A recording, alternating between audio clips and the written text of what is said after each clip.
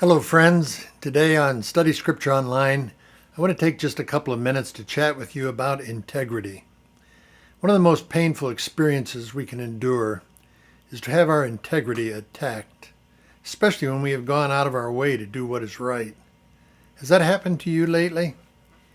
Even the Apostle Paul endured such attacks from those who should have been loyal friends and supporters.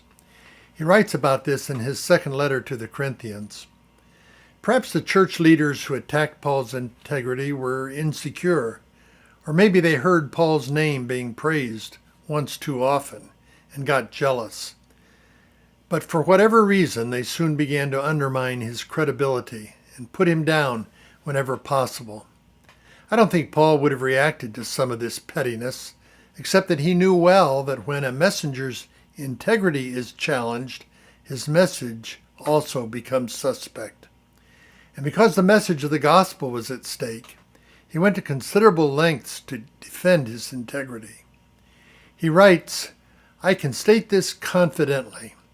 My conscience is clear that we have conducted ourselves in the world, and especially in our relations with you, in the holiness and sincerity that are from God."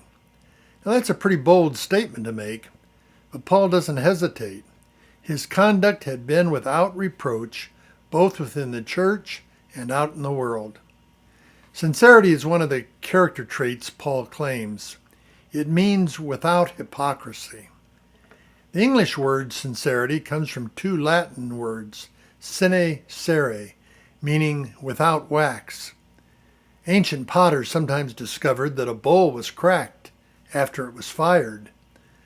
The honest potter would throw the bowl away and start over, but the dishonest one would fill the crack with wax and paint over it.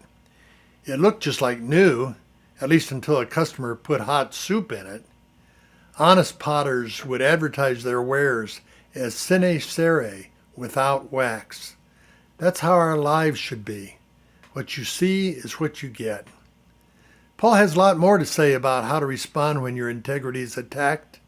For further exploration of this topic, click the link below, which will take you to a sermon entitled "When Your Integrity is Impugned," based on 2 Corinthians 1:12 through 2:4.